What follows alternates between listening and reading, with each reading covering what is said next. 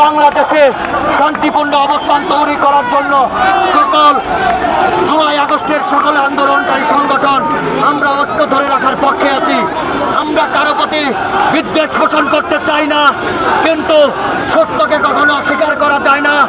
একক সংগঠন হিসেবে সারা বাংলাদেশে জাতীয়তাবাদী ছাত্র দলের 132-এর বেশি নেতাকর্মী নিহত হয়েছে, হাজারের উপরে হাজার হাজার নেতাকর্মী আহত হয়েছে। তারেক রহমানের নেতৃত্বে বিগত স্বৈর শাসকের আমল থেকে যে আন্দোলন সংগ্রাম করে এসেছে, গণ অভ্যুত্থানের মহানায়ক সকল স্টক হোল্ডারদের তিনি একত্র করেছেন।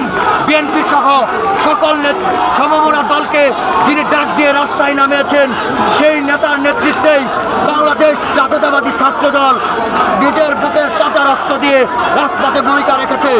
আমরা স্বৈরাচারের দোসর বা স্বৈরাচারী হওয়ার মানসিকতা পোষণ করে এমন কারো রাজনীতিতে বাংলাদেশে উত্থান হতে দেব না। এবং সর্বোপরি বাংলাদেশ স্বৈরাচারী আমলিকের যে অত্যাচার, গুম, নির্যাতনের পরেও তারা এই দেশে বসবাস করতেছে, আমরাই শান্তি রেখেছি।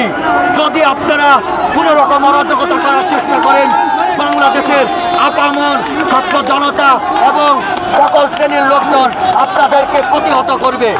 ঢাকা মহানগর পশ্চিম ছাত্রদল ঢাকা জাতীয়তাবাদী ছাত্র দলের একটি বৃহৎ সংগঠন। ঢাকা মহানগরীর ভিতরে আমার এই পশ্চিম ছাত্র দলের সকল সহযোদ্ধাদের আন্দোলন সংগ্রামে যেমন ত্যাগ রক্ত ছিল এবং ভালো ভালো সকল কাজের জন্য তাদের সহযোগিতা আছে,